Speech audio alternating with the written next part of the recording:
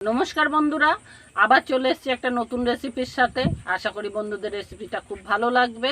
বন্ধুরা যে যেখান থেকে আমার ভিডিওগুলো দেখছো সবাই ভালো আছো, আমিও ভালো আছি।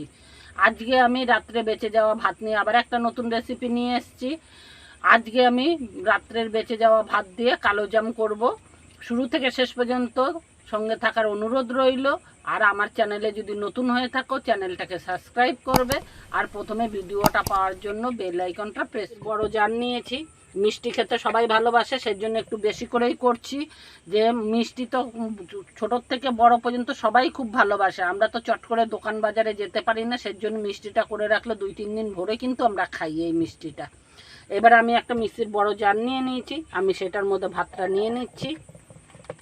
আমি অনেকভাবে আপনাদের এই রেসিপিগুলো দেখাচ্ছি যে কিভাবে কি করে খেতে পারেন ভাত নষ্ট না করে। এর মধ্যে ভরে নিয়েছি আর আমি এইটাকে পিষে নিয়ে আসবো। ভাতটা আমি পিষে এনেছি, এরকম করে আমি জল দিয়ে কিন্তু পিষিনি, আমি এইরকমভাবে পিষে নিয়ে এসেছি। শুধু ভাতটাকে আমি নাবিয়ে নিচ্ছি, মিহি করে পিষে এনেছি।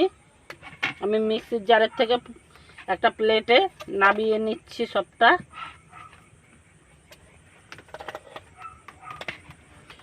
আমি পুরোটা নাবিয়ে আপনাদের দেখাচ্ছি। এখানে ভাতের জিনিস যেহেতু আমি তার জন্য একটুখানি সামথিং নুন দিলাম, মিষ্টিতে নুন দিলে আর একটু মিষ্টি হবে সেই জন্য। আর হলো গিয়ে এইখানে আমি 2 চামচের মতন গুঁড়ো করা চিনি দেবো, খুব বেশি দেবো না মিষ্টি, আমি 2 চামচের মতন দিলাম। এখানে আমি আমুল দুধ 2 চামচের মতন দেবো, যেহেতু ভাত সেই হিসেবে আমি এইটা কিন্তু দিলে খুবই টেস্ট হবে। ঘি আমি এইখানে 2 চামচের মতন ঘি দেবো, 1 চামচ দিলাম, আর 1 চামচ আমি 2 চামচ ঘি দিয়ে দিলাম। এবার আমি পুরো মিশ্রণটা মাখবো। আমি সব একসাথে করে ভালো করে মিশিয়ে মেখে নেব, মেখে একটা ডো তৈরি করব। যেহেতু আমি ভাত পিষে নিয়ে এসেছি, দেখুন একটু নরম নরম হয়েছে, সেইখানে আমি একটু ময়দা দিয়ে দিচ্ছি। ময়দা দিয়ে মেখে একটু শক্ত করে নেব এরকমভাবে। মেখে একটা ডো তৈরি করব। আশা করি আমার আর ময়দা লাগবে না, এটাই হয়ে যাবে। আমি এইখানে মেখে নিয়েছি, দেখুন এরকম নরম আছে এখনও। আমি তারপরে দেখাচ্ছি কি করে শক্ত করবেন আপনারা যদি নরম থাকে এরকম। এখানে প্যানটায় আমি 1 চামচের মতন ঘি দিয়ে নিয়েছি।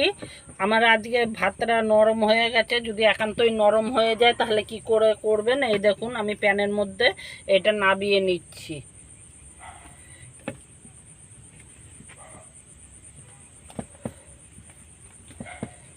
পুরোটা ভাত আমি নাবিয়ে দেখাচ্ছি।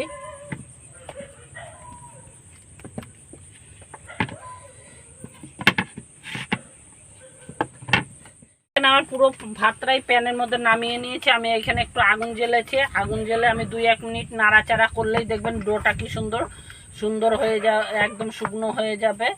যদি একান্তই আপনারা জল দিয়ে পেশেন ভাত তাহলে কিন্তু এইটা এরকমভাবে একটু উনুনে দিলেই কিন্তু কোনো অসুবিধা ছাড়াই একদম ডোটা দেখবেন সুন্দর শক্ত হয়ে যাবে। এরকম উল্টে পাল্টে আমি 2-1 মিনিট নাড়াচাড়া করে আমি নাবিয়ে আপনাদের দেখাচ্ছি যে কত সুন্দর ডোটা শক্ত হয়ে যায়। এখানে আমি 2-1 মিনিট নাড়াচাড়া করাতেই দেখুন ডোটা কিন্তু একটু শক্ত হয়ে গেছে। এবার আমি নাবিয়ে রেখে দিচ্ছি। আমি যে থালায় ভাতটা নাবিয়েছিলাম সেই থালায় আমি নাবিয়ে একটু ছড়িয়ে দিচ্ছি যাতে ঠান্ডা হয়ে যায়, ততক্ষণ অন্য কাজগুলো আমি করে নেব। আমি কালো জামটা রসে ভিজাবো বলে আমি 1 চামচ 1 বাটির মতন চিনি দিয়ে দিলাম। আর ওই বাটির 1 বাটি জল দিয়ে দেবো আমি শিরাটা করার জন্য। আমি এইখানে নাড়াচাড়া করব যতক্ষণ শিরাটার চিনিটা না গলছে ততক্ষণ এইভাবে নাড়াচাড়া করব। আর আমি এখানে 4টে এলাচ ফাটিয়ে নিয়েছি, আমি দিয়ে দিচ্ছি। এটা দিয়ে আমি এইভাবে নাড়াচাড়া করে চিনিটা গলিয়ে একটা শিরার মতন তৈরি করব। এইখানে আমার চিনিটা গলে গিয়ে অনেকক্ষণ ফুটে গেছে, 5-7 মিনিটের মতন আমি ফুটিয়েছি। এইটা শিরাটা এমন হবে যে হাতে তুললেই যাতে নাকি কোনো কিন্তু তার হবে না বা কিছু হবে না, এরকম একটু চিটচিটে হলেই কিন্তু এই রসের শিরাটা তৈরি হয়ে যায়। আমার তৈরি হয়ে গেছে। এবার আমি এটাকে নামিয়ে নেব। আমি নাবিয়ে রেখে দিচ্ছি, কারণ আমি এখানে কোনো পাত্রেতে ঢালছি না। আবার যদি গরম করতে হয় তাহলে আমি কড়াইটা শুধুই বসাতে পারবো, সেই জন্য আমি এটাকে নাবিয়ে চাপা দিয়ে রাখলাম। এখানে আমি একটু ঘি হাতে লাগিয়ে নিচ্ছি। লাগিয়ে আমি এটাকে ডোটাকে মসৃণভাবে মেখে নেবো। এইভাবে মসৃণ করে মেখে নিচ্ছি। এখানে মেখে দেখুন একটা সুন্দর একটা ডো তৈরি করেছি, আমি মসৃণভাবে মেখে নিয়েছি।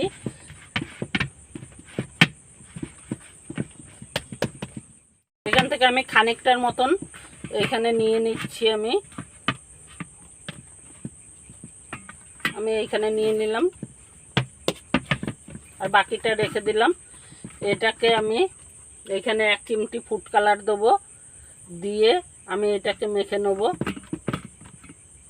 আপনাদের দেখাচ্ছি এই ফুড কালারটা দিয়ে আমি মাখলাম কেন সেটাও দেখাবো আপনাদের। আমি একটু ভালো করে মেখে নেব ফুড কালারটা দিয়ে। এইখানে আমার ফুড কালারটা দিয়ে এটা মাখা হয়ে গেছে। এটা আমি এখন সাইডে রেখে দিচ্ছি, পরে দেখাচ্ছি এই ফুড কালারটা দিয়ে কি করব।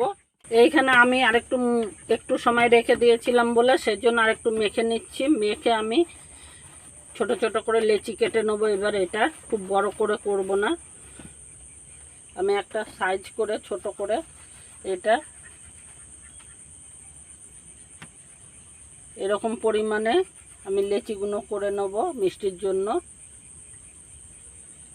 এরকম ছোট্ট ছোট্ট করে সবটা আমি কেটে নেব।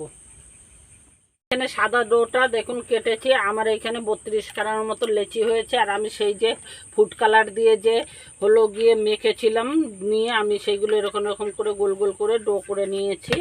এবার আমি এটা এরকমভাবে একটুখানি বাটির মতন করব। দেখুন এটা ভেতরে পরে দেখতে পাবেন আপনারা কেন ভরছি। এর ভেতরে দিয়ে মিষ্টির দোকানে দেখবেন খাই যে আমরা কালো জাম, ওইটার ভেতরটা কিন্তু হলুদই থাকে। সেজন্য আমি এটাকে এরকমভাবে দিয়ে এইখানে যদি করি, মানে এইখানে করলে খুব তাড়াতাড়ি সুন্দর, হাতের মধ্যে কিন্তু গোল হতে দেরি হয়। সেই হিসেবে যদি এরকম একটা স্ল্যাব বা কিছুর ওপরে গোলটা করা যায়, দেখুন কত সুন্দর গোলটা হয়ে যায়। আমি আরেকটাও করে দেখাচ্ছি। সবগুলো তো করে দেখাতে পারবো না, কারণ ভিডিওটা অনেক বড় হয়ে যাবে। সেজন্য আমি দুটো করে দেখাচ্ছি। দেখুন কোনো কিন্তু ঝামেলা নেই, বিনা ঝামেলায় কিন্তু করা যায়। আমি আবারও এটার উপরেই করে নিচ্ছি।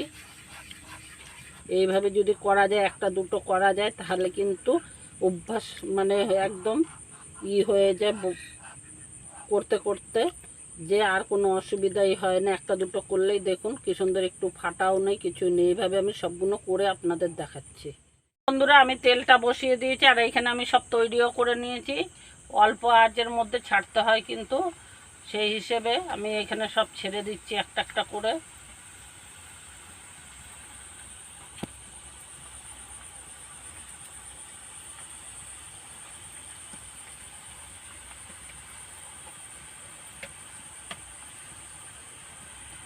কিন্তু আমি আস্তে আস্তে জাল করে দেখুন এইভাবে নেড়ে চেড়ে ভাজছি। এটা কিন্তু খুব নরম, সেই হিসেবে কিন্তু নরম জিনিস দিয়ে নাড়তে হবে। সেজন্য আমি এখানে রাবারের খুন্তিটা দিয়ে নাড়াচাড়া করছি। এইভাবে নাড়াচাড়া করে আমি ভেজে নেব। দেখুন বন্ধুরা এরকম কিন্তু অনবরত নেড়ে যেতে হবে, নাহলে এক পিঠ পুড়ে কালো হয়ে যাবে, আর এক পিঠ কিন্তু ভাজা হবে না। এইভাবে দেখুন মিষ্টিগুলো কিন্তু এইভাবে নেড়েচেড়ে হালকা হাতে ভেজে নিতে হবে। দেখুন বন্ধুরা আমি এরকম করে ভেজে নিয়েছি, একদম দেখতে কালো জামের মতন হয়েছে, কিন্তু ভাতের মিষ্টি বলে একটুও ফাটেনি, কত সুন্দর আছে।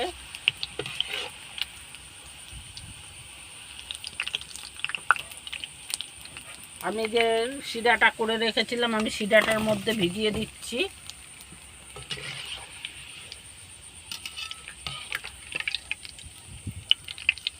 এইভাবে আমি সব মিষ্টিগুলো ভেজে তুলে নেব। এখানে সব ভেজানো হয়ে গেছে, দেখুন কত সুন্দর হয়েছে। আর আমি নাবিয়ে নিচ্ছি একটা থালার মধ্যে।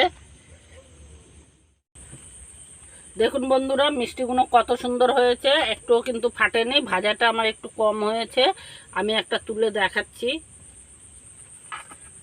দেখুন এটা কেটে দেখাচ্ছি কত সুন্দর নরম হয়েছে, আর ভেতরে কিন্তু একদমই রস ঢুকে গেছে। দেখুন দোকানের মিষ্টির মতন কিন্তু একদম। বাবারে কি করব, দেখুন আমার রাত্রে বেঁচে যাওয়া ভাত দিয়ে কত সুন্দর কালো জাম হয়েছে, দেখে কেউ বুঝতেই পারবে না দোকানের থেকে এনেছেন না নিজে তৈরি করেছেন। এরকম সহজ সহজ রেসিপি পেতে আমার চ্যানেলটাকে সাবস্ক্রাইব করবেন, বন্ধুদের সঙ্গে অনেক অনেক শেয়ার করবেন, লাইক দেবেন। আবার কোনো নতুন রেসিপির সাথে দেখা হচ্ছে, ততক্ষণ সবাই সুস্থ থাকবেন।